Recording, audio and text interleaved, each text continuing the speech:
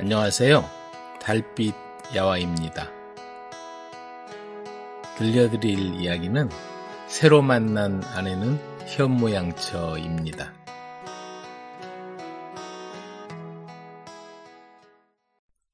새로 만난 아내는 현모양처. 맑은 물줄기가 청룡포 앞을 굽이돌아 마을 앞을 유유히 흐르고 있었다. 영월 서강변 기슭에서 나이 지긋한 한 남자가 낚싯대를 들이우고 있었다. 그는 장릉 참봉으로 있는 최인환이었다. 나이 들어 고향으로 내려와 능참봉이란 벼슬을 받아 단종의 묘역을 관리하고 있었다. 오늘은 재수가 좋은 날이군. 이만하면 됐어. 그의 얼굴에는 미소가 드리워져 있었다. 대나무로 만든 바구니 안에 물고기 5-6마리가 파닥거리고 있었다. 그는 그 중에서 제일 큰 놈으로 2마리만 남겨놓고 잔챙이들은 물에 던져 넣었다. 잘 자라거라. 그런데 집에 가려고 일어서려는데 저만치 흰 도포자락이 너풀대는 모습이 보였다. 무심히 바라보다가 이상한 생각이 들어 발걸음을 멈추고 한참을 쳐다보았다. 그런데 한 남자가 갑자기 신발을 벗어놓더니 흘러가는 물을 멍하니 바라보고 있었다. 최참봉은 불길한 생각에 급히 그곳으로 달려갔다. 마침 그 남자는 강물로 뛰어들려고 하고 있었다. 이보시오. 그만 멈추시오. 최참봉이 호통을 치며 그에게 다가갔다.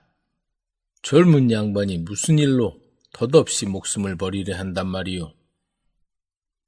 그냥 내버려 두십시오. 전 아무 희망이 없습니다. 그래도 사연이나 한번 들어봅시다. 남자는 겨우 마음을 진정하고는 깊은 한숨을 내쉬더니 입을 열었다. 그는 20대 중반에 이준성이라는 선비로 평창에 살고 있었다. 과거의 급제에서 가문을 일으켜보겠다는 생각으로 해마다 과거길에 올랐지만 번번이 실패를 거듭했다. 그러다 보니 형편이 말이 아니었다. 남편이란 작자가 글 공부한다고 방 안에만 틀어박혀 있으니 아내는 끼니라도 굶지 않으려면 무슨 일이든 해야 했다. 조금만 참으시오. 내 이번에는 반드시. 이번 과거길에도 아내를 달래며 이선비는 호언장담을 했다. 제발 그렇게 되었으면 좋겠어요. 길 떠나는 이선비를 배웅하며 아내가 내뱉은 말이다. 하지만 이번에도 결과는 낙방이었다. 풀이 죽어 집에 돌아오니 설상가상으로 아내마저 보따리를 싸서 도망쳐버린 뒤였다.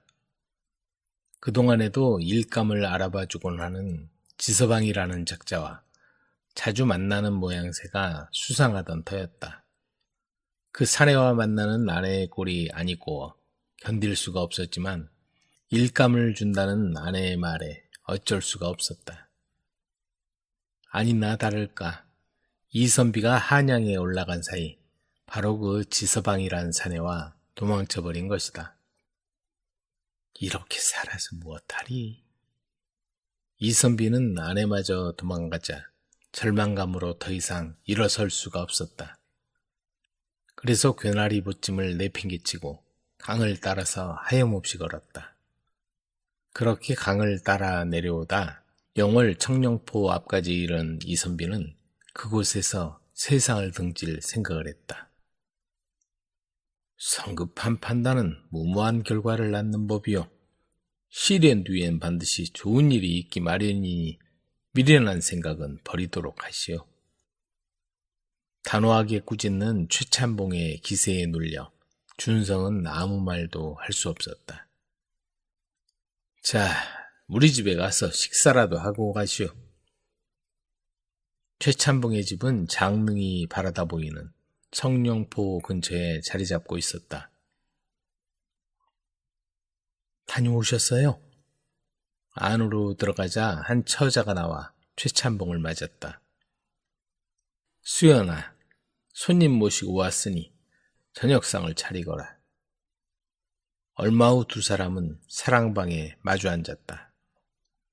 아까 그 애는 내 수양딸이요. 세상을 떠난 친구의 딸인데 내가 데려와서 딸로 삼았소. 부인께선 세상을 뜬 지 3년째요. 고향으로 내려온 것도 그 때문이라오. 저 아이가 있어 외롭진 않지만 나 때문에 혼기를 놓칠까봐 걱정이요. 그리고는 이선비에게 다시 한번 다짐하는 것이었다. 강물에 뛰어들 용기가 있다면 무엇이든 못하겠소. 내가 보기엔 반드시 큰 일을 하게 될 상이요. 부친을 일찍 여윈 준성은 그런 진심 어린 충고를 받아본 것이 처음이었다. 그리고 경솔하게 행동한 자신이 부끄러울 따름이었다. 마음도 추스를 겸 여기서 며칠 쉬다가 가시오. 최찬봉은 아버지처럼 준성을 알뜰살뜰 챙겼다. 며칠 동안 있다 보니 수연 처자가 눈에 들어왔다. 하루 이틀 지나다 보니 최찬봉은 슬그머니 자리를 비켜주기 일쑤였다. 준성도 살가운 수연 낭자가 좋았다. 우악스러운 아내에게 느껴보지 못한 다정함과 현숙함에 금방 매료되었다. 낭자, 참으로 아름답소. 그 말에 수연은 부끄러운 듯 고개를 숙였다. 그렇게 며칠을 지내며 준성은 살아갈 희망을 찾았다. 바로 수연 낭자 때문이었다. 낭자, 기다려 주시오. 꼭 급제해서 낭자를 다시 찾아오겠소. 그들은 헤어지기 전에 서로 사랑의 약조를 했다. 어르신, 이제부터 아버님으로 모시겠습니다. 준성은 최찬봉에게 여러 번 절을 하고 헤어져 오로지 글 공부에만 몰두했다. 그리고 3년 만에 마침내 과거의 급제에 관직에 오르게 되었다. 준성은 그 길로 최찬봉 집을 다시 찾았다. 반가운 마음도 잠시 수연은 울먹이며 말했다. 아버님은 집에 안 계십니다. 그동안 무슨 일이 있었던 거요? 아전들의 모함을 받아 옥에 갇히셨습니다. 기다리시오. 내가 손을 써보겠소. 그 얘기를 듣고 준성이 자세히 알아보니 그 내막인즉 평소 아전들의 비리에 대해 직언을 하던 최찬봉이 아전들에겐 눈엣가시였던 모양이었다. 사또도 비리 사실을 알고 있었지만 터줏대감인 아전들의 비위를 잘못 건드렸다간 관아 업무가 마비될 지경인 탓에 눈 감아주는 경우가 허다했다. 때마침 신관 사또가 부임하게 되자 벼르고 있던 아전들이 최찬봉을 모함했다. 추수관과 짜고서 돈을 떼어 먹었답니다. 아직 물정도 모르는 신관 사또가 아전들의 말만 고지 듣고는 최찬봉을 옥에 가두어 버린 것이다. 준성은 지방 실세로 알려진 이대감을 찾아갔다. 이준성이라 합니다. 집안 어르신께 인사드리고자 왔습니다. 이번에 등과했다는 얘긴 들었어. 축하드리요. 잠시 침묵한 뒤 준성은 얘기를 꺼냈다. 아전들이 비리를 감추기 위해 최찬봉을 모함해 옥에 가둔 사실을 말하자 이대감의 얼굴이 굳어졌다. 이 사실이 중앙정부에 알려지면 관찰사를 비롯한 지방 관아는 물론 대감께서도 편치 못하실 겁니다. 이대감을 만나고 돌아온 뒤 며칠 후 최찬봉이 옥에서 풀려났다. 그 소식을 듣고 준성이 최찬봉을 찾아갔다. 무사히 돌아오셔서 다행입니다. 다 도와준 덕분이요. 고맙소. 그러자 준성은 수연을 바라보며 얘기를 꺼냈다. 수연 낭자와의 혼인을 허락해 주십시오. 허락하다 마다. 수연이 넌 어떠냐? 수연은 얼굴을 붉히더니 가만히 고개를 끄덕였다. 얼마 후 최찬봉 집에선 혼례가 치러졌다. 적적하던 최찬봉의 집엔 생기가 돌았고 언제부턴가 아이의 울음소리와 최찬봉의 웃음소리가 집 밖으로 새어나왔다. 너희들끼리 살아봐. 어느 마을에 나이든 부부가 아들과 손자, 며느리와 살고 있었다. 명절 무렵이 되자 아들 부부가 방앗간에서 가래떡을 해왔다. 시아버지가 문틈으로 보고 있으려니까 김이 모락모락 나는 게 정말 먹음직스럽게 보였다. 게다가 떡 냄새가 코끝을 자극하니 시아버지는 시장기가 몰려왔다. 마누라는 어디 간 거야? 떡 좀 갖다 주면 좋을 텐데. 시아버지는 떡 좀 가져오라고 하자니 어른 체면이 구겨지는 것 같아서 군침만 꼴깍꼴깍 삼키며 가져오기만 기다렸다. 그런데 조금 있으니까 아들과 며느리가 아이들만 데리고 옹기종기 모여 앉아 김이 모락모락 나는 떡을 조청에 푹 찍어서 먹고 있는 게 아닌가. 너희들 입만 입이냐? 나도 입이다. 이것들이 나만 빼놓고 잘도 먹는구먼. 시아버지는 생각할수록 서운하고 화가 머리끝까지 치밀었다. 내 집에서 편히 잘 먹고 잘 살면서 나를 괄시하다니. 지금도 이런데 나이가 더 들면 나와 마누라는 안중에도 없겠지. 누웠다가 앉았다가 속이상에 이 생각 저 생각하고 있는데 아내가 돌아왔다. 가래떡 좀 드셨소? 먹긴 뭘 먹어? 자기들끼리만 먹더라고. 나만 쏙 빼놓고.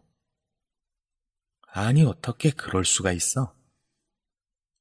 시어머니는 얼른 나가서 뜨끈뜨끈한 가래떡을 썰고 조청을 퍼다가 영감에게 가져다 주었다. 가래떡에 조청을 찍어 한 입 베어문 시아버지는 목이 막혔다. 그동안 아들에게 서운했던 기억들이 하나둘 떠올랐다. 결혼할 당시 가진 거라고는 몸밖에 없던 그들은 밤낮 없이 열심히 일하고 돈을 아껴서 돈이 생기면 논이나 밭을 사 모으곤 했다.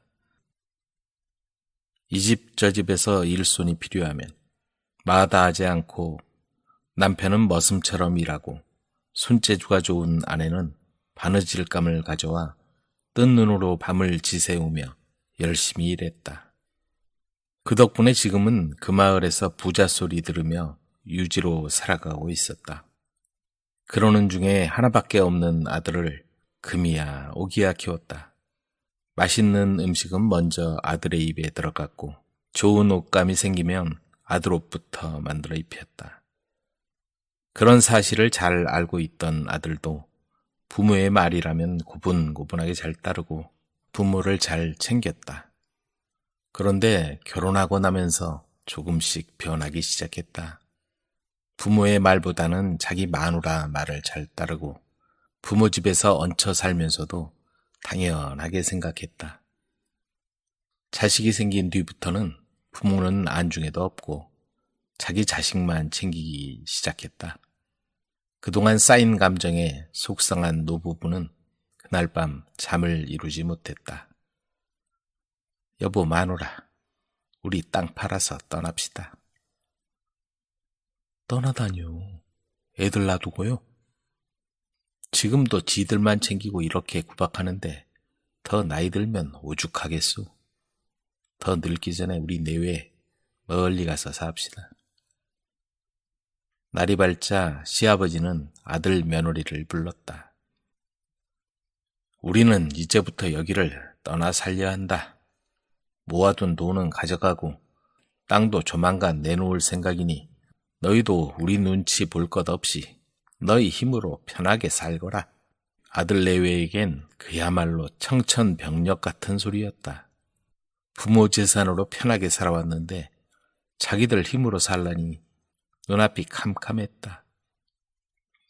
아버님, 무슨 말씀이십니까? 잘못이 있다면 제발 용서하시고 그 말씀만은 거두어 주십시오. 앞으로 더 잘 모실게요. 하지만 노부부의 결심은 확고한 것이었다. 두 사람은 하루 이틀 거처를 물색하고는 모아둔 돈과 땅 문서를 몽땅 챙겨서 보찜에 넣고 새로운 거처로 떠났다. 아들 며느리는 당장 큰일이었다. 그나마 사는 집이라도 있어서 다행이지만 아이들을 데리고 먹고 사는 게 문제였다. 나무라도 해서 장에 내다 팔고 돈 되는 일이면 무슨 일이라도 가리지 않고 해야 했다. 그렇게 한 해가 지났다. 아들 레위는 그동안 부모의 덕으로 얼마나 편하게 살아왔던가 깨닫고 부모의 은혜를 다시 한번 생각했다. 마침내 아들 레위는 수소문 끝에 부모님이 사는 곳을 찾아냈다. 아버님, 어머님, 용서해 주십시오. 제발 돌아와 주세요. 아들 며느리는 무릎을 꿇고 간절히 애원했다. 손자들을 생각해서 다시 돌아가마. 하지만 내 재산은 한 푼도 물려줄 수 없다. 그래도 같이 살겠느냐? 그러겠습니다. 제발 돌아와 주십시오. 노부부는 그렇게 다시 아들 며느리와 살게 되었다. 하지만 약속한 대로 아들 며느리에게 필요한 만큼만 내놓을 뿐이었다. 노부부는 아들 며느리에게 먹고 살 만큼의 재산만 남겨놓고 나머지는 어려운 이웃에게 나누어 주었다. 그래도 모두 행복했다. 아들 레위도 땀 흘려 일하는 기쁨과 남을 위해 베푸는 행복을 알게 된 것이다. 새우젓 장사의 마음을 훔친 여종. 긴 담장이 둘러쳐진 소술대문 앞을 한 남정네가 기웃거리고 있었다. 거기 누구냐? 만식이가 보고 소리치자 그는 재빨리 몸을 돌려 어디론가 사라져버렸다. 웬 놈이지? 벌써 며칠째 문 앞을 기웃거리네. 박대감집 쪽 만식은 고개를 갸웃거리며 집 안으로 들어갔다. 만식을 피해 달아난 사내는 칠석이라는 장사치였다. 호라비가 되어 살아온 지 3년째 슬아의 자식도 없는 혈혈 단신의 몸으로 새우젓과 어리굴젓을 지고 다니며 팔았다. 이 사내는 우락부락한 인상과는 다르게 성품이 온순하고 마음이 착했다. 달포쯤 전이었다.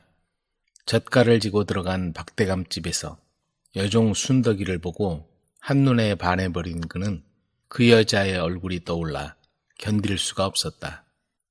남의 집 종을 마음에 두면 어쩌자는 거요? 하지만 다른 일은 손에 잡히지도 않았다. 밥을 먹어도 돌을 씹는 것 같고 온통 순덕이 생각으로 머릿속이 가득했다. 그래서 얼굴이라도 한번 보겠다고 이렇게 틈만 나면 문 앞을 기웃거리는 거였다. 밤에도 순덕이 생각에 밤잠을 설치기를 며칠째였다. 어느 날 해가 질 무렵 집에 돌아온 그는 방에 들어와 벌렁 드러누웠다. 그리고는 이튿날 해가 중천에 뜨도록 방에서 꼼짝도 하지 않았다. 그 다음 날도 그랬다. 부지런하기로 소문난 사람이 며칠째 기척이 없자 이웃집에 사는 심서방이 걱정이 되어 찾아왔다. 이복에 칠석이 안에 있나? 대답이 없자 몇 번 방문을 두드리다가 심서방이 문을 열었다. 이 사람아, 방에 있으면서 왜 대답이 없어? 어디 아픈가? 칠석은 힘없이 고개만 가로저었다. 아이고, 이 사람 다 죽어가는구먼. 왜 그런디야? 고풀 한번 안 앓던 사람이 웬일이랴? 아니요, 괜찮아. 괜찮기는 아플 때 병간호라도 해줄 여자라도 얻어야겠네. 심서방의 말을 물끄러미 듣고 있던 칠석은 그제야 한숨을 쉬며 마음을 털어놓았다. 마음에 둔 여자가 있다고? 호되게 상사병을 앓고 있구먼. 이 사람아, 놀리지 말게. 이런 마음은 난생 처음이구먼. 놀리는 거 아니요. 친구가 세장가 가고 싶어 하는데 내가 나서 볼게. 참말이요? 그럼 그 처자가 누구요? 칠석은 쑥스러운 듯이 심서방의 귀에 대고 뭐라고 속삭이는 것이었다. 뭐요? 무슨 소리를 하는 거요? 박대감집 종을 속량시키려면 돈이 얼마나 드는지 아나? 얼마나 드는데? 아마 부르는 게 값일걸? 칠석의 얼굴에 실망의 빛이 떠오르자 심서방은 놀려주려는 생각에 한마디 했다. 한 가지 방법이 더 있지. 순덕이하고 살림을 차려주면 그 집 종이 되겠다고 하는 거지. 그리요? 난 아무래도 좋아. 그 처자와 살기만 해준다면 그렇게라도 하고 싶어. 뭐요? 제정신이 아니구먼. 마누라 얻을 생각에 자손 대대로 종을 만들겠다고? 자네 미쳐도 단단히 미쳤구먼. 심서방이 한마디 톡 쏘아붙이며 돌아가자 혼자 남은 칠석의 심정은 한없이 착잡했다. 이튿날 아침 칠석은 새우젓 항아리를 지고 집을 나섰다. 칠석이 찾아간 곳은 박대감집이었다. 싱싱한 새우젓살이여, 어리굴젓살이여. 담장을 왔다 갔다 하면서 그렇게 소리를 치니 누군가 대문을 열고 나왔다. 그런데 바로 꿈에도 그리던 순덕이었다. 난 칠석이라는 사람이요. 칠석이. 한마디 툭 던지고는 사라지는 그의 뒷모습을 보며 순덕은 어처구니 없는 표정으로 멍하니 쳐다보았다. 별꼴이야? 순덕은 중얼거리며 얼른 들어가 버렸다.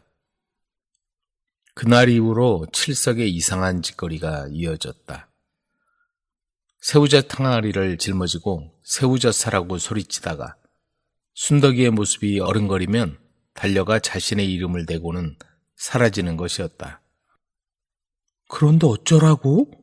별꼴이야 정말.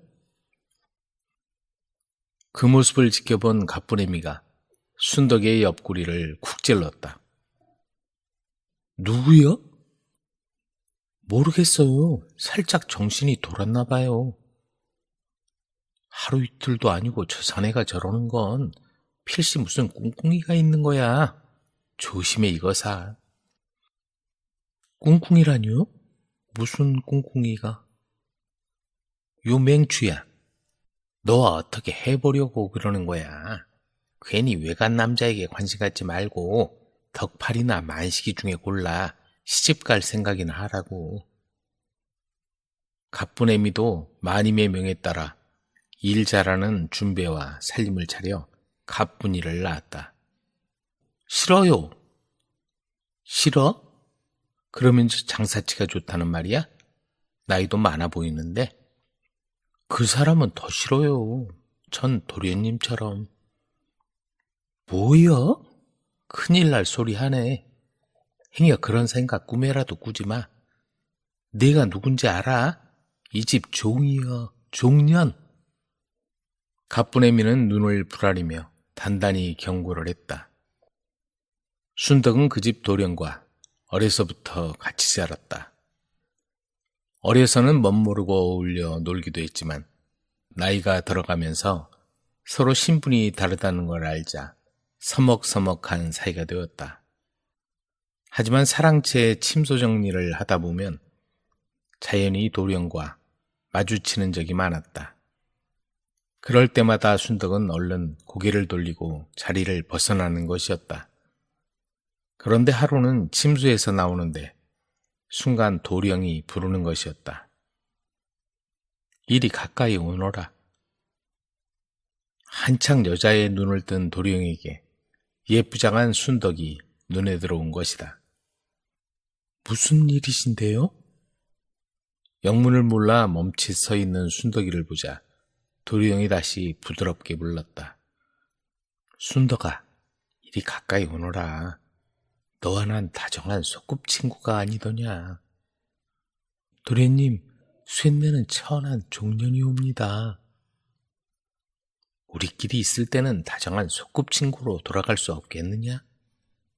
도련님. 순덕이는 감동을 해서 흐느끼고 있었다.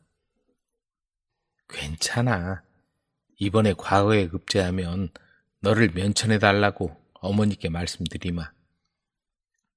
그날 밤 도령과 순덕이는 밤을 하얗게 불태우고 말았다. 그 뒤로 도령은 기회만 있으면 순덕을 몰래 불러대곤 했다. 순덕이는 도령의 따뜻한 손길에 세상을 다 가진 느낌이었다. 하지만 도둑질도 꼬리가 길면 밟히는 법, 마님이 그 사실을 전부 알게 되었다. 글 공부는 안 하고 못된 짓만 해? 순덕이 요앙큼한 것. 그로부터 며칠이 지났다. 막내딸 내외가 친정에 다니러 왔다. 돌진한 손자를 안고 있던 마님이 순덕이를 부르는 것이었다. 부르셨어요, 마님? 그래, 잠시 도련님 좀 봐주렴. 도련님을요? 그래, 도련님이 원체 순하니 보기는 수월할 게다.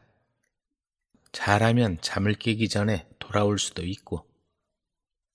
그런데 생각보다 마님이 늦게 돌아왔다. 그래, 애썼구나. 나가보거라. 그런데 얼마가 지났을까? 가뿐의 미에 다급한 발소리가 들리더니 순덕이를 마님의 방으로 데려가는 것이었다. 순덕아, 여기에 있던 금거북이 어디다 치웠느냐? 금거북이요? 그래, 금거북이 분명 여기에 있지 않았더냐? 그랬다. 분명히 금거북이가 경대 위에 놓여 있었다. 그런데 지금 보니 금거북이가 사라지고 보이질 않았다. 순덕은 얼굴이 사색이 되었다. 분명히 여기에 있었는데. 그런데 왜 없다냐? 금거북이가 살아서 도망이라도 쳤단 말이냐? 마님의 얼굴이 순간 일그러지면서 소리를 쳤다. 여봐라, 당장 이것을 끌어다가 바른 대로 실토할 때까지 가두어라. 마님, 전 정말로 아무것도 몰라요. 종들이 달려들어 억센 팔로 순덕을 끌어내서 매를 때리고 광에 가두었다. 밤새 잘 생각해봐라. 내일도 말 안 하면 실토할 때까지 가둘 테다. 날이 밝았다. 밤새 퉁퉁 부은 눈으로 끌려나온 순덕이 마님 앞에 꿇어앉았다.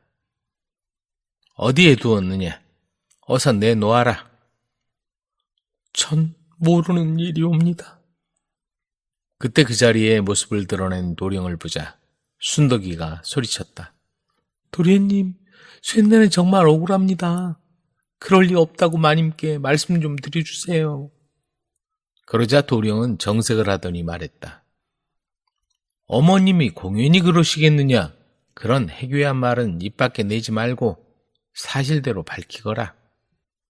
그러더니 순덕이의 애절한 눈빛을 뒤로 하고 사랑채로 가버리는 것이었다.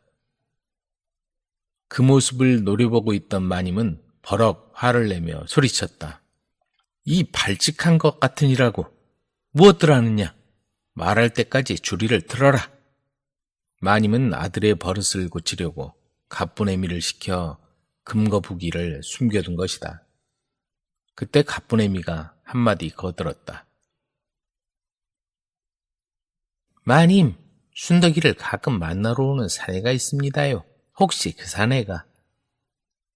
가뿐애미의 말에 마님은 고개를 끄덕이며 다그쳤다. 네, 인연. 그 사내한테 주었나 보구나. 바른대로 대거라. 우악스러운 종들이 달려들어 순덕이에게 매질을 해댔다. 고문에 못 견딘 순덕이 입에서 한마디 외침이 들렸다. 칠석이라는 사내입니다. 순덕은 매질에 못 견디어 엉겁결에 새우젓 장사의 이름을 대고 말았다. 당장 그 자를 잡아와라. 칠석은 영문도 모른 채 잡혀와 마님 앞에 무릎을 꿇었다. 네 이놈, 당장 금거북이를 내놓아라. 금거북이요? 저는 모르는 일인데요. 모른다고? 그러면 저것이 그 물건을 딴 놈에게 주고 너한테 뒤집어 씌웠단 말이냐? 그러자 순덕이 말했다. 저 사람은 이 일에 아무 관계 없습니다. 그래? 그렇다면 당장 내놓아라. 그렇지 않으면 내년은 살아남지 못할 것이야. 칠석은 순덕이가 도련님을 좋아하고 있다는 사실을 얼마 전에 알게 되었고 결국 마님이 이런 사태까지 벌이고 있다는 걸 눈치채게 되었다. 이대로 놔두면 순덕이는 살아남지 못할 것이다. 그래, 내가 대신 갚아주자. 그리고는 마님에게 말했다. 제가 금거북이 값을 물어드리면 순덕이를 놓아주시겠습니까? 그야 당연한 말 아니겠느냐. 금 20냥으로 만든 것이니 그리 알아라. 칠석은 그날로 집에 돌아와 집과 세간살이를 모두 팔아서 금거북이 값을 마련했다. 마침내 순덕은 풀려났다. 온몸에 멍이 들고 헬쑥해진 얼굴로 순덕은 돈을 물어준 칠석을 찾았다. 하지만 모든 걸 정리하고 삶의 터전을 잃은 칠석은 어디에도 보이지 않았다. 그런데 뜻밖의 일이 일어났다. 마님의 방을 청소하던 종이 문갑 뒤에서 잃어버렸던 금거북이를 찾아낸 것이다. 마님, 거북이를 찾았습니다요. 여기 뒤에 있었네요. 순덕이가 가져간 게 아니었어요. 마님은 떡이라도 몰래 먹다가 들킨 듯이 당황한 빛을 보였다. 마님과 가뿐애미는 아차하는 표정으로 서로 쳐다보았다. 금거북이가 문갑 뒤에 있었다는 얘기가 온 집안에 퍼졌다. 순덕이가 가져간 게 아니었네. 마님도 참 잘 알아보지도 않고서 금거북이 값을 물어준 사람은 어떻게 된 거요? 식솔들은 모이기만 하면 수군거렸다. 금거북이 사건을 들은 박대감은 불같이 화를 냈다. 아니, 찾아보지도 않고서 죄 없는 사람을 도둑으로 몰아? 내가 금거북이를 잃어버렸다고 해서 무고한 백성으로 돈을 뺏었다고 조정에 알려지면 큰일이란 말이오. 박대감은 순덕이를 불러들였다. 자, 이건 내 종문서다. 오늘부로 널 면천해 주겠다. 그리고 칠석인가 그 자를 대신해서 너에게 대신 돈을 돌려주겠으니 그걸로 이번 일을 덮도록 해라. 박대감은 순덕이 보는 앞에서 종문서를 태워버리고 칠석의 돈을 돌려주었다. 순덕은 자유의 몸이 되어 칠석의 행방을 찾았으나 어디에도 보이지 않았다. 그로부터 2년이란 세월이 흘렀다. 장터 국밥집에 사람이 붐비고 있었다. 2년 전 객지에서 온 여인이 국밥집을 차리자 입소문을 탔다. 그리고 떠돌이 장사꾼들이 장터에 오면 반드시 들리는 단골집이 되었다. 그런데 주인 여자가 들르는 사람마다 붙잡고는 누군가를 찾는 것이었다. 혹시 새우젓 장사 보신 적 있으세요? 맹씨 노인은 아는데 작년에 돌아가셔서. 그런데 어느 날이었다. 패랭이를 쓴 사내가 새우젓 항아리를 지고 들어서는 것이었다. 그러자 여자는 그를 뚫어지게 쳐다보다가 급히 다가갔다. 혹시 저를 모르세요? 그러자 사내가 여자를 바라보았다. 순덕이? 당신이 왜 여기에? 그 사내는 바로 칠석이었다. 그동안 얼마나 고생을 했는지 한눈에 알아볼 수 있었다.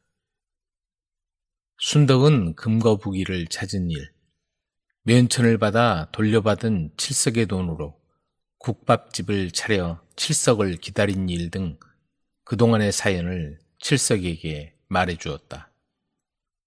오늘은 이만 국밥집 문을 닫습니다.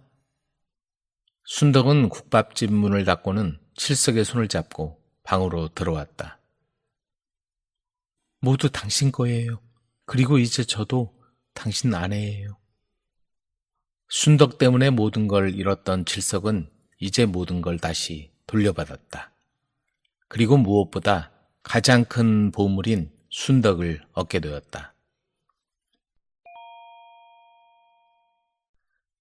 나무 그늘을 판 욕심쟁이. 어느 마을에 지독한 욕심쟁이 영감이 살고 있었다. 그 영감네 집 앞에는 하늘을 찌를 듯이 높은 느티나무 한 그루가 서 있었는데 해마다 여름이면 잎이 우거져 서늘한 그늘을 드리워 주었다. 거참 시원하군. 사람들은 지나가다가 느티나무 그늘 밑에서 쉬곤 했다. 그때마다 영감이 나왔다. 이봐, 남의 집 앞에서 뭐 하는 거야? 썩 가지 못할까? 욕심쟁이 영감은 소리를 지르며 사람들을 쫓아버리고 혼자 그늘을 차지했다. 저런 못된 영감 같으니라고. 사람들은 욕심쟁이 영감을 욕했지만 그 앞에선 아무도 찍소리도 못했다. 그러던 어느 날 한 젊은이가 그늘에 앉아 쉬고 있었다. 그 모습을 본 욕심쟁이 영감이 소리를 질러댔다. 여기서 뭐 하는 거야? 저리 가지 못할까? 젊은이는 어이가 없어 욕심쟁이 영감에게 대들었다. 이 나무 그늘이 영감님 겁니까? 물론이지. 이 나무가 어느 집 앞에서 자라고 있느냐? 그야 당연히 영감님 집 앞에서 자라고 있죠. 잘 알고 있구나. 그러니 내 나무 그늘에서 썩 나가라. 영감님, 너무하시네요. 나무 그늘까지 영감님 건 아니지 않습니까? 젊은이가 따지고 들자 욕심쟁이 영감은 소리를 지르며 화를 더 냈다. 나무가 내 것이면 나무 그늘도 내 것이지 무슨 잔소리가 그렇게 많아? 당장 저리 가! 젊은이는 잠시 뭔가 생각을 하더니 욕심쟁이 영감에게 넌지시 물었다. 영감님 말씀이 맞습니다. 어떻습니까? 이 나무 그늘을 저한테 팔지 않겠습니까? 욕심쟁이 영감은 세상에 이런 녀석도 다 있네 하고 생각하며 좋지, 좋아. 그늘을 사려면 단냐 내야겠지? 하고 말했다. 젊은이는 돈을 건네주고 그늘을 샀다. 그리고 다짐을 받았다. 영감님, 이제부터 이 그늘은 제 겁니다. 그래, 젊은이. 이제부터 자네 마음대로 쉬게. 욕심쟁이 영감은 멍청한 젊은이라고 비웃으며 생각했다. 참 어리석은 놈. 나무 그늘을 샀다니. 그 뒤로 젊은이는 날마다 이 나무 그늘에 와서 벌렁 드러누워 쉬었다. 그런데 해가 움직이는 데 따라 나무 그늘도 이리저리 움직였다. 집 앞에 있던 나무 그늘이 집 안에 뜰로 옮겨갔다가 다시 부엌으로 옮겨가고 다시 방에서 마루로 옮겨갔다. 젊은이는 그때마다 당연하다는 듯이 그늘을 따라 집으로 들어갔다. 마당에 나무 그늘에서 쉬는가 하면 부엌으로, 방으로, 마루로 들어와서 다리를 뻗고 누웠다. 여기가 어디라고 함부로 들어와? 젊은이가 태연하게 말했다. 영감님, 나무 그늘을 제게 파셨잖아요. 전 제가 산 나무 그늘을 따라 왔을 뿐입니다. 욕심쟁이 영감은 더 이상 아무 말도 못했다. 젊은이는 나무 그늘을 쫓아 안방이든 어디든 가리지 않고 와서 벌렁 들어 누웠다. 욕심쟁이 영감은 속이 탔지만 방법이 없었다. 나중에는 친구들까지 우르르 데리고 왔다. 그리고는 나무 그늘이 생기는 곳이면 어디든지 따라다니며 벌렁 누웠다. 그것을 보고 있던 욕심쟁이 영감은 이제 참지 못하고 호통을 쳤다. 이봐, 무슨 짓이냐? 썩 나가지 않으면 가만두지 않겠다. 그러나 젊은이는 아무렇지 않은 듯 말했다. 영감님, 이건 제가 산 거니 어디로 가든지 제 것입니다. 그늘이 안방으로 들어가면 당나귀와 닭까지 끌고 들어가 집안을 엉망진창으로 만들었다. 그러나 이젠 어쩔 수가 없었다. 하루는 욕심쟁이 영감이 친구들을 불러 잔치를 베풀고 있는데 남노한 옷을 입은 젊은이가 불쑥 들어오더니 벌렁 들어 누웠다. 이게 무슨 짓이야? 손님들은 놀라서 소리를 쳤다. 욕심쟁이 영감이 그 까닭을 설명하자 모두 혀를 차며 한마디씩 했다. 너무했소. 나무 그늘까지 팔더니 세상에 그런 법이 어딨소. 이런 사람과 친구였다니 아휴 창피해라. 친구들은 뒤도 돌아보지 않고 모두 돌아가 버렸다. 욕심쟁이 영감은 크게 망신만당하고 뒤늦게 후회했지만 소용이 없었다. 그 후부터 이 느티나무 그늘은 누구나 쉴 수 있는 장소가 되었다.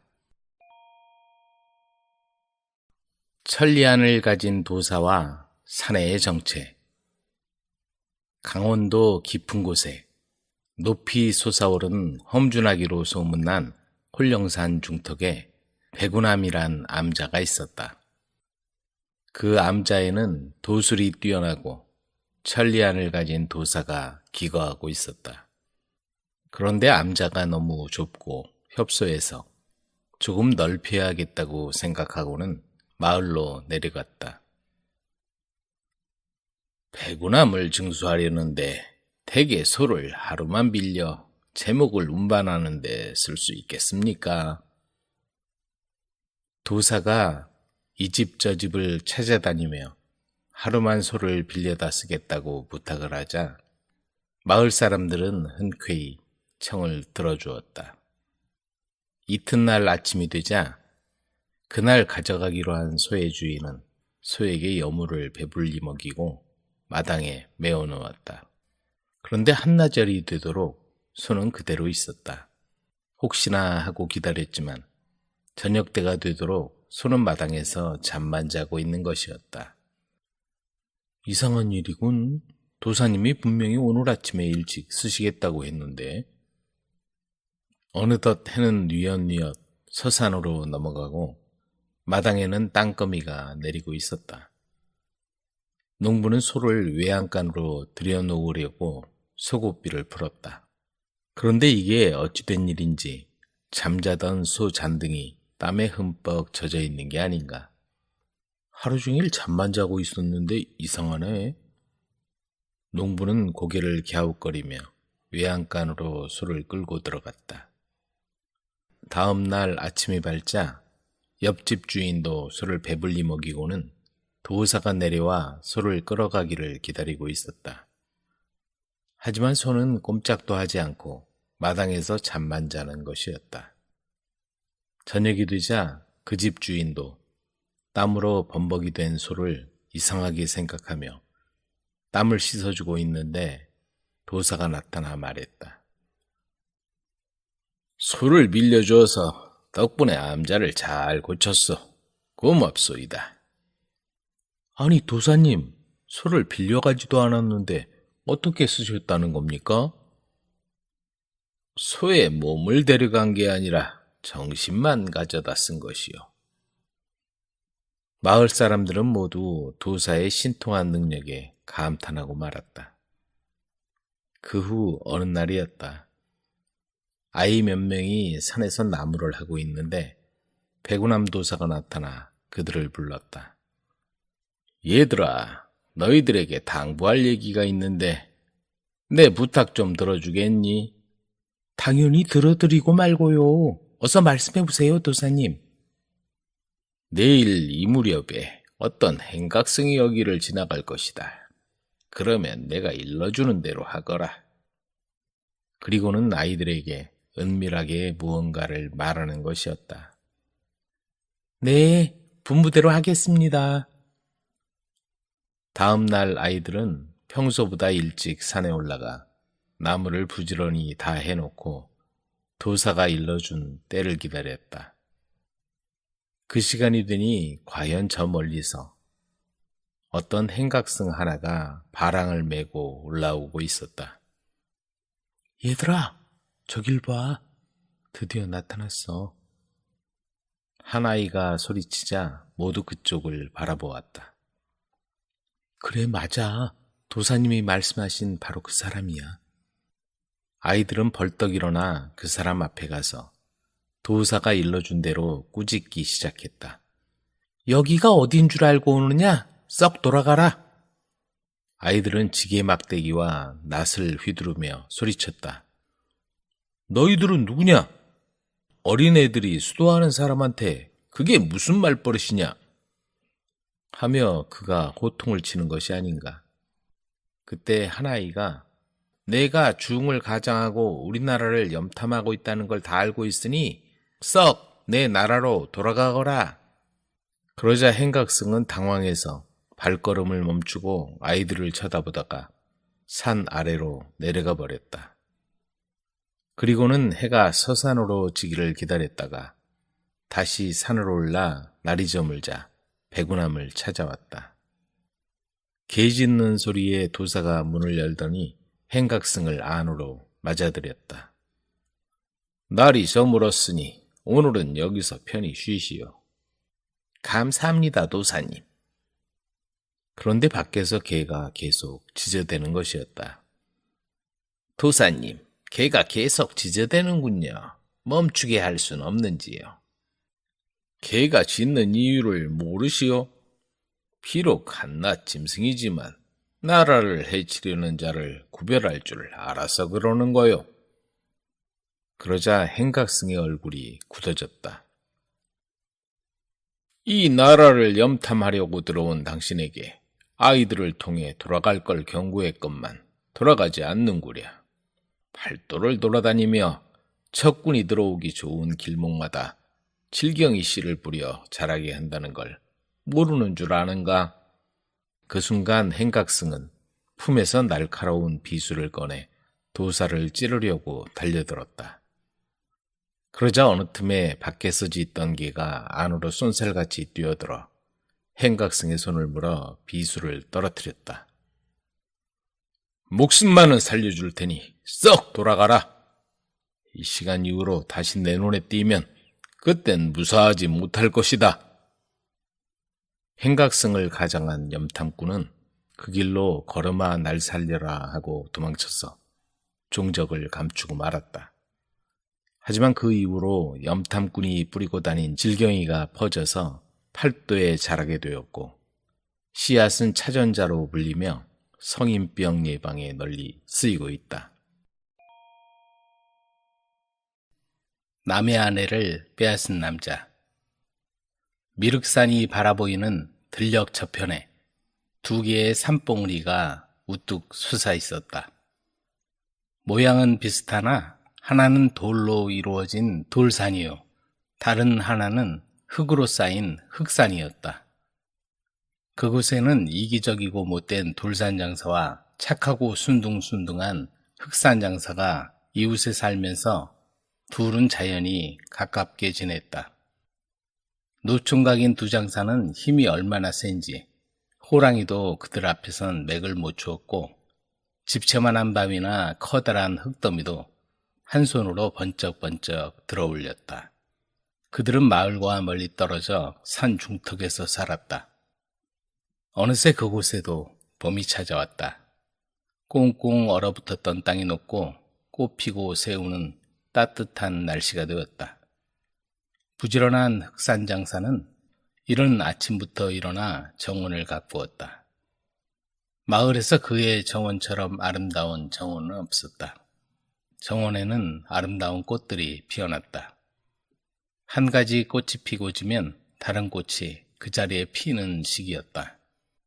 그래서 흑산장사의 정원은 항상 아름다운 꽃이 만발했고 향기가 가득했다. 여보게 뭐하나? 돌산장사 왔는가? 어서 오게. 흑산장사가 앞들의 땅을 고르고 있는 모습을 보고는 돌산장사는 한마디 했다. 이보게 아직도 그러고 있냐? 후딱후딱 해버리지 않고 답답하구먼.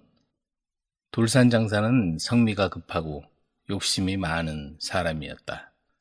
그는 흑산장사의 집을 지나칠 때마다 뭐든지 한 알음씩 챙겨가야 직성이 풀렸고 과일이 나올 때는 자두나 앵두 같은 과일을 주머니 가득 채워가곤 했다. 진정한 친구는 모든 걸 서로 나눠야 해. 그럴 때마다 흑산장사는 고개를 끄덕이고 미소를 지으며 그런 친구가 있다는 걸 자랑스러워했다.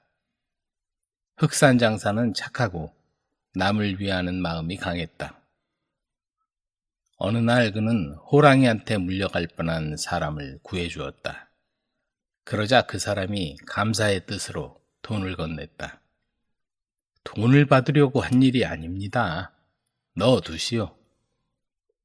흑산장사의 이야기를 들은 돌산장사는 화를 내며 소리쳤다. 이 멍청한 친구야. 주는 돈도 챙기지 못하고 뭐 하는 거야? 당장 가서 받아오게. 그러자 흑산장사는 미소를 지으며 한마디 했다. 여보게, 남을 도와준다는 것은 정말 기쁜 일이야. 선행은 뭘 바라고 하는 일이 아니거든. 그 말에 돌산장사는 코웃음을 치며 빈정거리더니 가버렸다. 그들의 모습을 낱낱이 지켜본 하늘에서는 흑산장사의 선한 모습을 칭찬하며 예쁜 선녀를 내려보내기로 했다. 가서 흑산장사의 색시가 되어 잘 살도록 하여라. 그래서 선녀는 땅으로 내려왔다.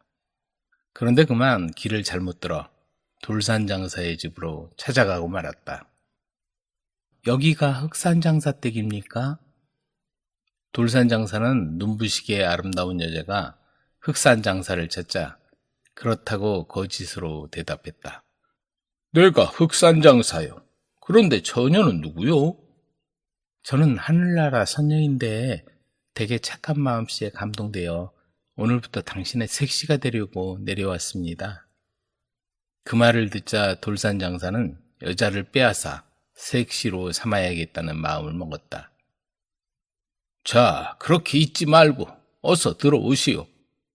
그리고는 여자를 불러들여 서둘러 가약을 맺어버렸다. 선녀는 깜빡 속아 돌산장사 집에서 지내게 되었다. 흑산장사한테는 미안하지만 굴러들어온 복을 차버릴 수야 없지. 돌산장사는 그렇게 생각하고는 흑산장사 행세를 했다. 장사님, 식사하세요. 정말 진수성찬이구려. 돌산장사는 예쁜 색시가 차려주는 밥상을 받고 싱글벙글했다. 그렇게 며칠 동안 바깥 출입도 하지 않고 깨가 쏟아졌다. 돌산장사가 여러 날을 보이지 않자 궁금해진 흑산장사가 돌산장사를 찾아갔다. 여보게, 돌산장사 있는가? 그러자 당황한 표정으로 돌산장사가 문 밖으로 얼굴을 내밀었다. 어쩐 일인가? 어쩐 일은 자네가 보이지 않아서 궁금해서 찾아왔지. 두 사람의 대화를 듣던 여자는 돌산장사에게 속은 걸 깨달았다. 속았어. 저 사람이 흑산장사였어. 그리고 두 사람 앞에 나아가 환한 목소리로 말했다. 흑산 장사님, 소녀는 하늘에서 장사님의 색시가 되려고 내려왔습니다. 그런데 돌산 장사께서 자기가 흑산 장사라고 속이는 바람에 이렇게 된 것입니다. 뭐라고? 이런 못돼 먹은 친구가 있나? 흑산 장사는 깜짝 놀라며 돌산 장사에게 불같이 화를 냈다. 이미 내 여자가 되었다. 이기는 사람이 여자를 차지하도록 하자. 돌산 장사도 조금도 물러나려 하지 않았다. 그렇게 두 장사는 여자를 사이에 두고 격렬한 싸움을 시작했다. 돌산 장사는 돌과 커다란 바위 더미를 던졌다. 흑산 장사는 흙더미를 돌산 장사에게 던졌다.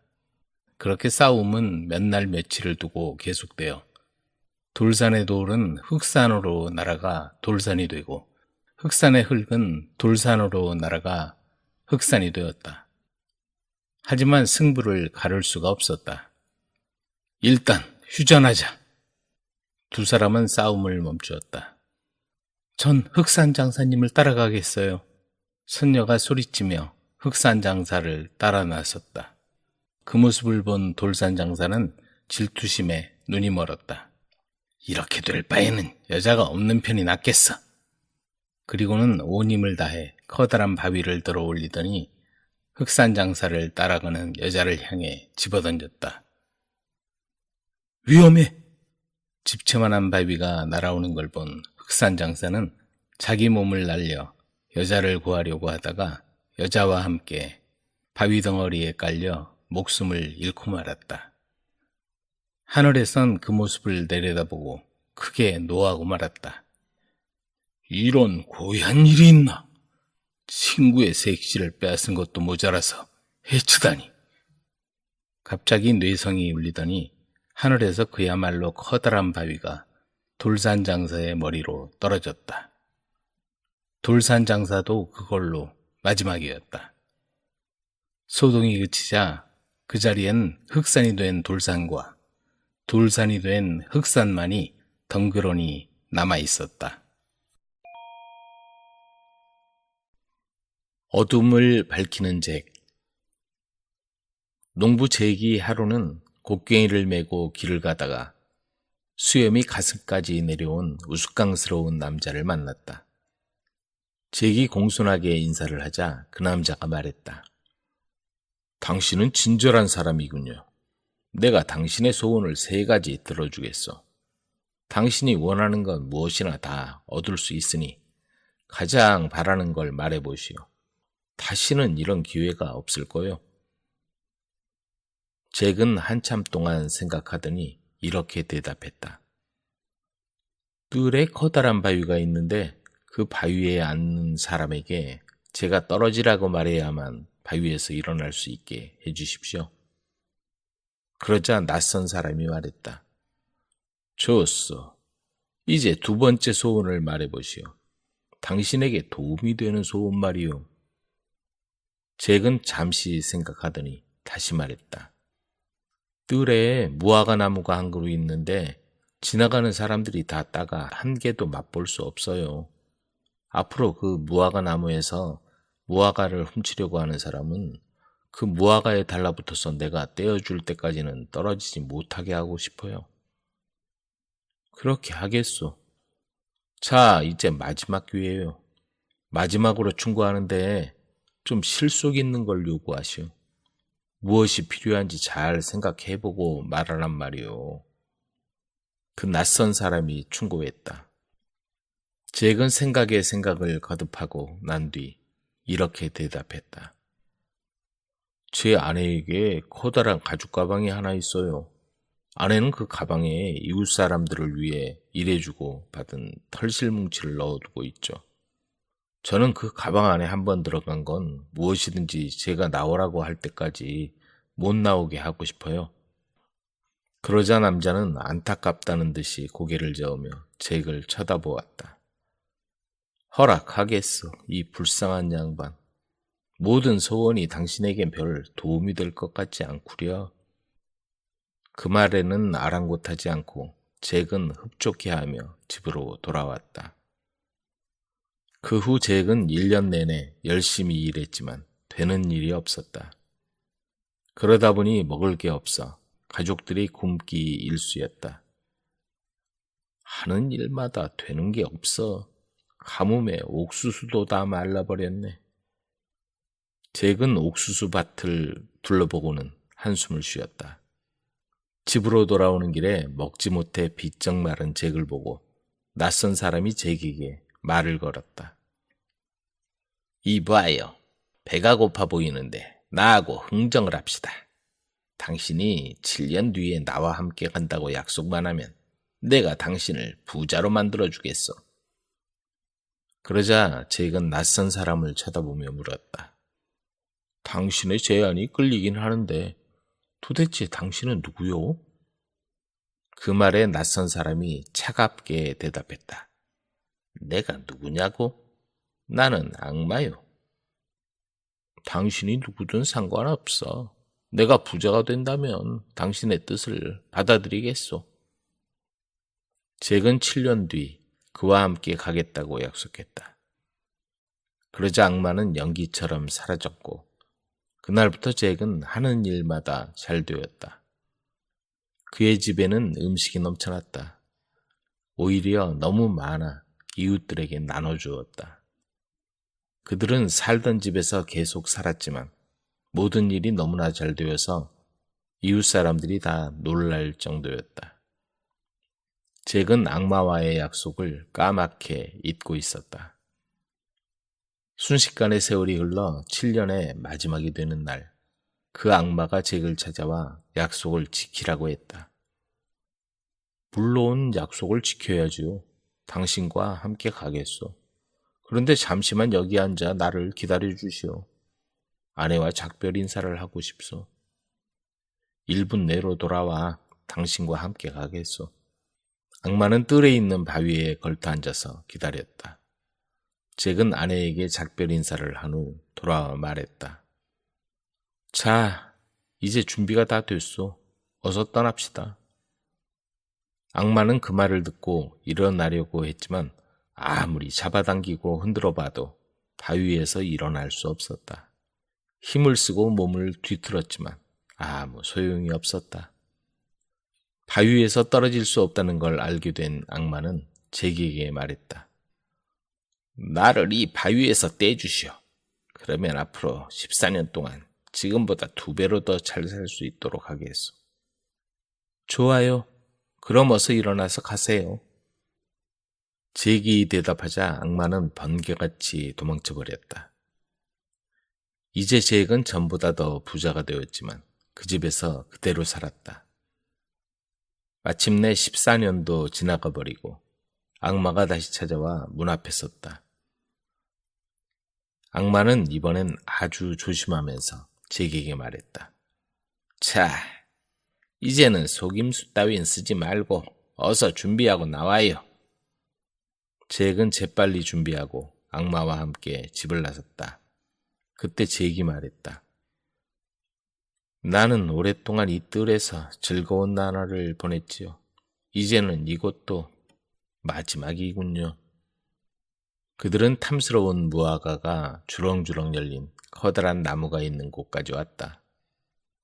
그러자 잭은 잘 익은 무화과를 쳐다보며 부탁을 했다.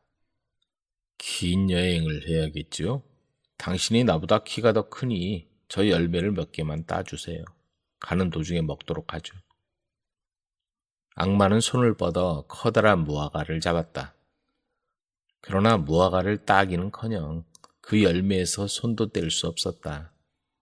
몸부림치며 잡아당겼지만 아무 소용이 없었다.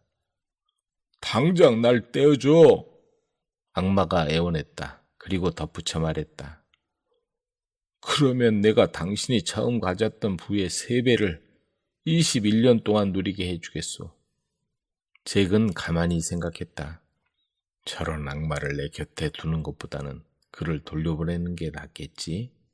지금 나무에 매달려 있긴 하지만 내게 해를 끼칠지도 모를 일이거든. 잭이 무화과 나무에서 악마를 풀어주자 악마는 단숨에 도망가 버렸다. 그 후 잭은 21년 동안 아주 부유하게 살았다. 다시 약속 시간이 돌아오자 악마가 문 앞에 와서 무서운 얼굴로 말했다. 이번에는 속임수를 쓰려고 하지 마.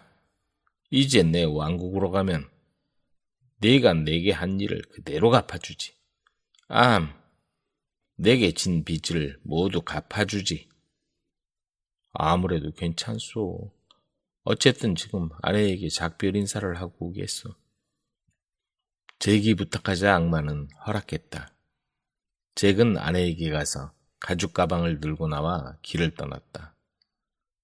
두 사람은 빠르게 걸으면서 한마디도 하지 않았다. 그러다가 마침내 잭이 입을 열었다. 어렸을 때 함께 놀던 친구들이 생각나는군요. 그때 난 아주 작고 말랐었는데 이제는 늙고 뚱뚱해졌어. 내 어린 시절을 생각하려고 이 가방을 가져왔어. 잭은 가방을 꺼내 악마에게 보여주며 다시 말했다. 나는 이 가방 안에 뛰어들어갔다 나오곤 했었지. 장난이 심했거든.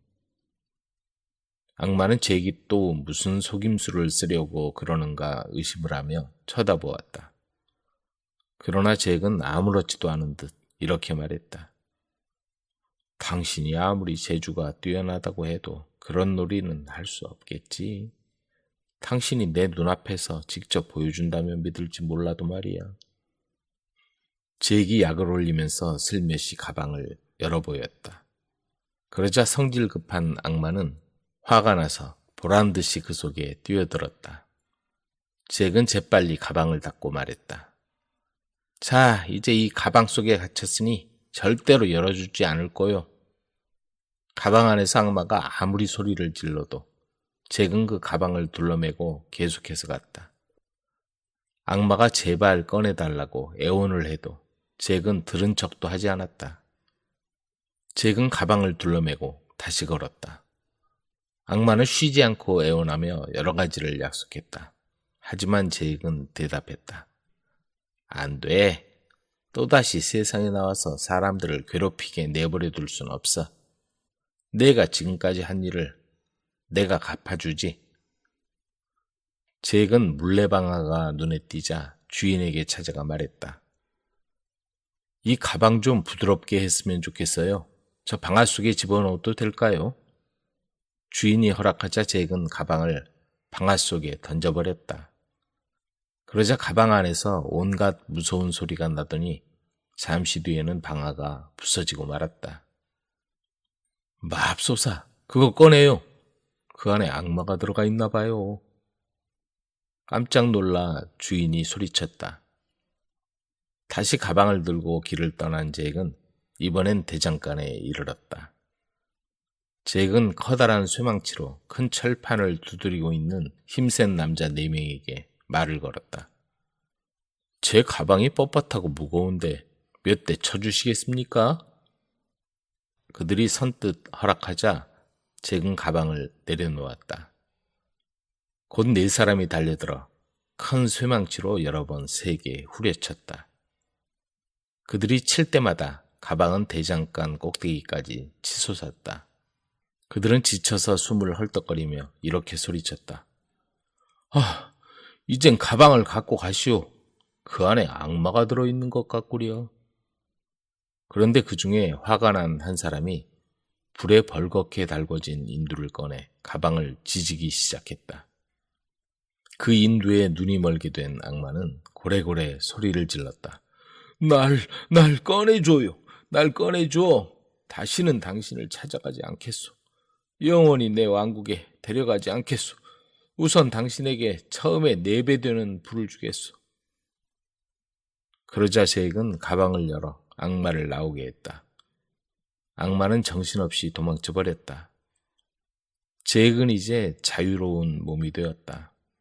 집으로 돌아온 그는 아내와 풍족하게 잘 살았다. 세월이 흘러 마침내 그도 죽을 때가 되어 저 세상으로 갔다. 그는 천국 문 앞에 서서 문을 두드렸다.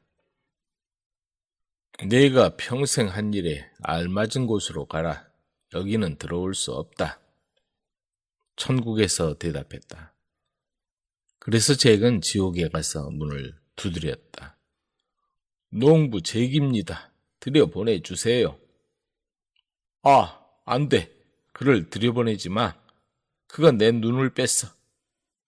그가 여기 들어오면 우리 모두 망하게 할 거야. 어떤 목소리가 떨면서 외쳤다. 그래서 잭은 힘없이 천국으로 돌아가 하소연을 했다. 전 갈 데가 없어요. 이젠 어떡하죠? 그러자 천국에서는 세상을 다니며 밤중에 작은 등불을 들고 어둠을 밝히라고 했다. 그래서 잭은 최후의 심판날까지 세상을 떠돌아다니며 어둠을 밝혀준다고 한다.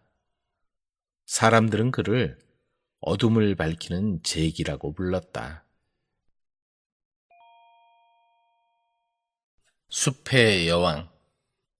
아름다운 공주 리아는 아기였을 때 어머니가 세상을 떠났다.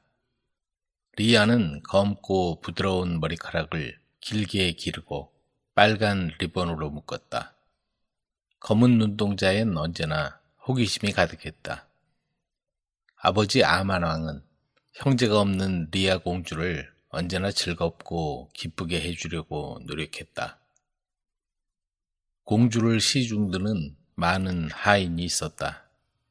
매일 맛있는 음식을 만드는 7명의 하인과 옷을 만드는 3명의 하인, 책을 읽어주는 2명의 하인, 읽고 쓰는 걸 도와주고 노래를 가르쳐주는 하인, 목욕을 시키는 하인, 머리를 빗겨주고 이를 닦아주는 하인까지 공주는 손가락 하나 까딱할 필요가 없었다. 어느덧 공주가 16살이 되었을 때 왕은 딸이 결혼할 때가 되었다고 생각했다. 얘야, 내게 어울리는 훌륭한 남편감을 찾아볼 생각이다. 하지만 리아는 결혼하고 싶은 마음이 전혀 없었다. 하인들과 궁전에서 지내는 게 너무 즐거웠으니까.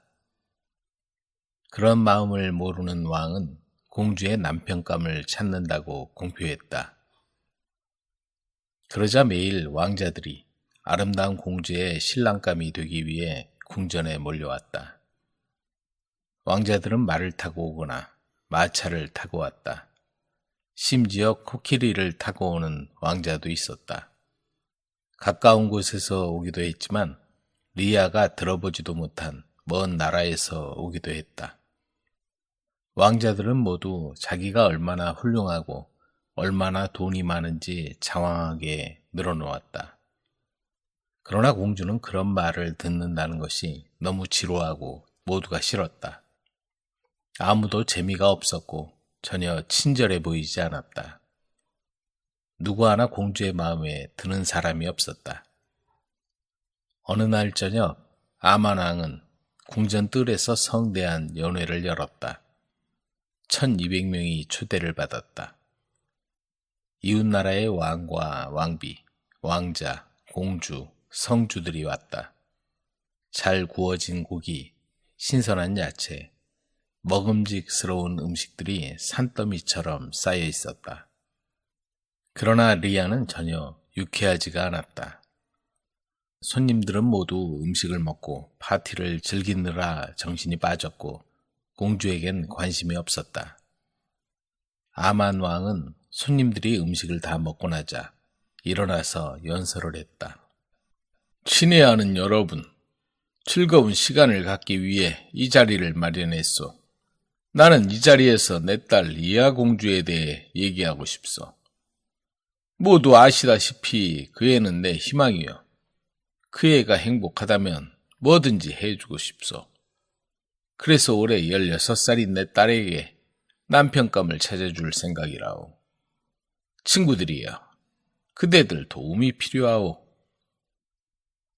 왕이 얘기를 시작하자 모두 주의를 기울였다. 그러나 리아 공주는 너무 지루해 연회장을 빠져나와 정원으로 발걸음을 옮겼다. 그곳은 나무와 꽃이 우거진 평화로운 곳이었다. 리아 공주는 천천히 걷다가 숲을 위를 스쳐 지나가는 박쥐를 보았다. 먹이를 찾으러 두리번거리는 부엉이도 보았다. 그리고 잎사귀에 숨어있는 벌레를 보았고 뱀이 쉬익거리며 지나가는 소리도 들었다. 리아는 숲에서 이상한 소리도 들렸지만 전혀 무서워하지 않았다. 혼자만의 시간을 갖게 된 게 16년 만에 처음이었으니까 그저 신기할 뿐이었다. 그때 갑자기 숲을 안에서 속삭이는 목소리가 들렸다. 리아, 리아, 어디 있나요? 여기 있어요. 그런데 당신은 누구십니까? 보이지 않아요. 그리고는 리아가 주위를 살피는데 어디선가 잘생긴 젊은이가 나타났다. 그는 왕자의 황금 가운과 터번, 반짝이는 반지를 끼고 번쩍이는 은으로 만든 칼을 들고 있었다. 당신은 누구십니까? 난 꿈의 왕자요. 부테라 임피안이 내 이름이지요. 내 궁전은 이 정원과 붙어있는 숲 근처에 있어요. 우린 이웃이요. 리아 공주, 나와 결혼해 주겠소? 난 누구와도 결혼하고 싶지 않아요. 그런데 그렇게 가까이 살고 있는데 전에 한 번도 만나지 못했다는 게 이상하네요. 당신과 얘기하고 싶군요. 리아가 대답했다. 내 궁전은 바로 이 근처에 있어요. 이리 와요. 보여줄게요. 아버지 허락을 받아야 한다고 생각을 했지만 공주는 그만 호기심에 빠져 왕자가 내민 손을 잡았다. 그러자 눈 깜짝할 사이에 리아 앞에 마법 궁전이 서 있었다. 그 궁전에는 450개의 방과 1000개의 다이아몬드 유리창이 달려 있었다. 궁전 꼭대기는 하늘을 향해 높이 솟아 거의 달에 닿을 것 같았고 정원에는 커다란 망고나무가 자라고 자스민과 여러 가지 꽃들이 뿜는 향기가 가득했다. 임피안 왕자와 리아 공주는 달빛 비치는 정원에 앉아 얘기를 나누었다. 공주는 왕자와 얘기를 나누면서 점점 왕자가 좋아졌다. 그는 정말 훌륭해 보였고 마침내 리아는 결혼할 상대를 만났다고 생각했다. 시간이 가는 줄도 모르고 즐겁게 얘기를 나누던 리아 공주는 깜빡 잠이 들었다. 그 순간 리아는 아주 이상한 꿈을 꾸었다. 한 작은 소녀가 자기에게 푸른 이끼로 된 침대를 만들어 주었는데 그곳에 눕자 자기 몸이 꽃으로 변하는 것 같은 기분이 들었다. 녹색 옷을 입은 신비한 작은 소녀는 리아에게 속삭였다. 당신은 이제 숲의 여왕이에요, 리아. 우린 당신을 여왕으로 모시겠어요. 당신은 숲에서 가장 큰 꽃이 될 거예요. 당신은 이제 숲의 여왕이에요, 리아. 리아가 잠에서 깨자 태양이 이미 높이 떠 있었다. 이런, 아버지가 걱정하실 거야. 어서 궁으로 돌아가야 해. 그런데 임피안 왕자는 어디 있지? 하인들은 왜 날 데리러 오지 않는 거지? 주위를 둘러보았지만 전날 밤에 본 그 마법의 성은 보이지 않고 리아는 아버지의 정원과 숲의 가장자리에 있었다. 그런데 리아의 발이 움직여지지 않았다. 땅에 단단히 뿌리를 내리고 있었던 것이다. 불쌍한 리아는 문득 하인들이 숲의 정령에 대해 들려준 이야기가 떠올랐다.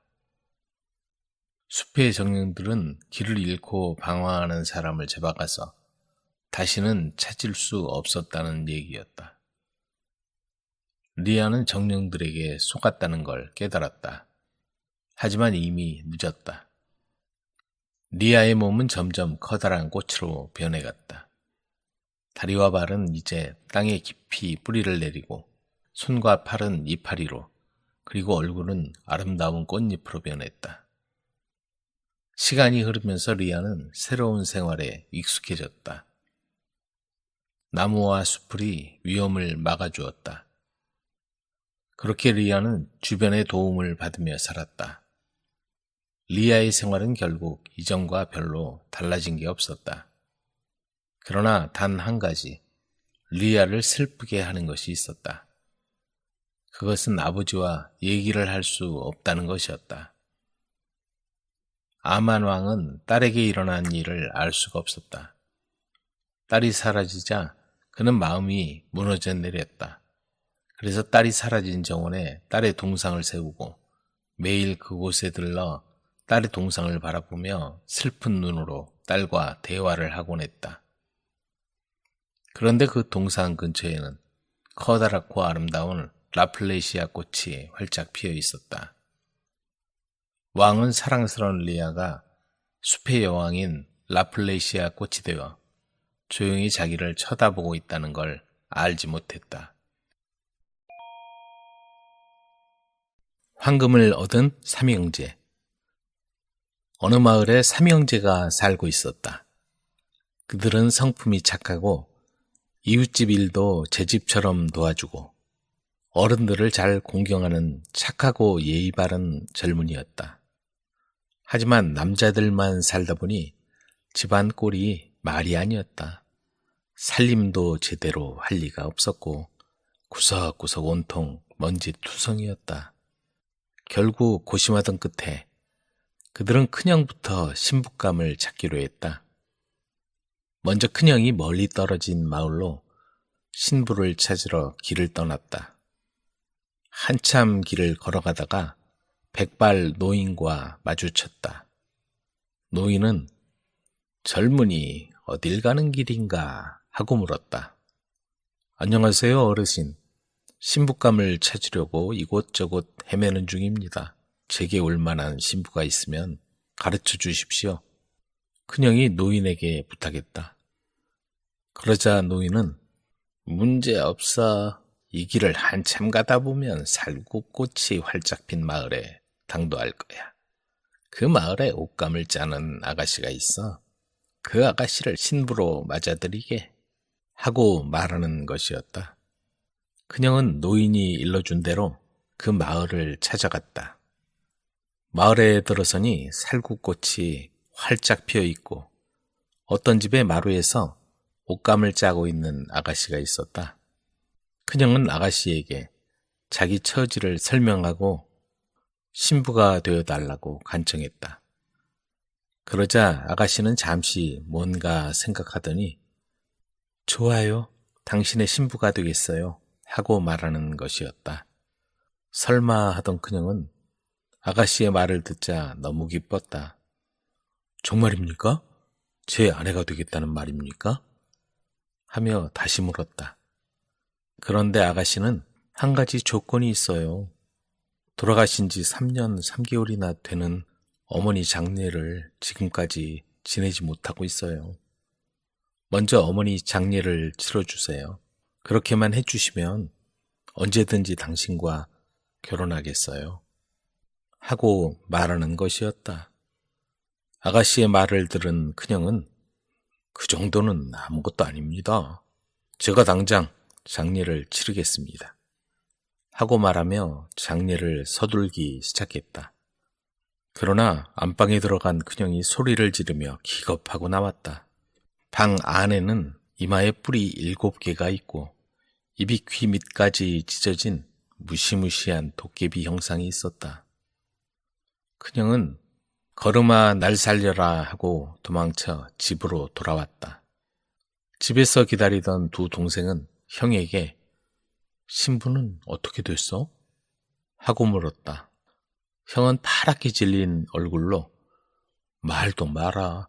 지금까지 그렇게 무서운 건 본 적이 없어. 신부고 뭐고 다 싫으니까 너희들이나 잘해봐. 하며 손을 내젓는 것이었다. 그 말을 들은 둘째가 당당하게 말했다. 에이, 형은 겁쟁이야. 이번엔 내가 신부를 찾으러 가볼게. 그렇게 말하고 둘째가 집을 나섰다. 둘째가 한참 길을 걸어가는데 백발 노인이 오는 게 눈에 띄었다. 첫째 형과 마찬가지로 둘째도 신부를 찾아 헤매는 사정을 들려주고 도움을 청했다. 그러자 노인은 지난번과 마찬가지로 문제없어. 이 길을 한참 가다 보면 살구꽃이 활짝 핀 마을에 당도할 거야. 그 마을에 옷감을 짜고 있는 아가씨가 있어. 그 아가씨를 신부로 맞아들이게 하고 말하는 것이었다. 노인이 일러준 대로 찾아가 보니 과연 마루에서 옷감을 짜고 있는 아가씨가 있었다. 둘째는 아가씨에게 사정 얘기를 하고 아내가 되어달라고 간청했다. 아가씨는 당신 신부가 되어드리지요. 하지만 한 가지 조건이 있어요. 하고 큰형에게 말했던 것과 똑같이 말하는 것이었다. 둘째도 안방에 들어가 도깨비를 보고 기겁을 하고는 쏜살같이 집으로 돌아와 버렸다. 둘째도 집에 돌아오자 막내 동생은 무슨 일이 있어도 신부를 데려오겠다며 자신만만하게 집을 나섰다. 단단히 결심한 막내가 한참 길을 걸어가는데 저만치 백발노인이 오는 게 보였다. 옳지, 저 노인이구나 하고는 노인에게 사정 얘기를 했다. 그러자 노인은 형들에게 했던 말과 똑같은 얘기를 막내에게도 일러주는 것이었다. 막내는 고맙다는 인사를 하고는 노인이 일러준 마을로 찾아갔다. 마을에 들어서 보니 정말 마루에서 옷감을 짜고 있는 아가씨가 있었다. 동생이 아가씨에게 사정을 설명하고 신부가 되어달라고 하자 그 아가씨는 형들에게 했던 것처럼 막내에게 말했다.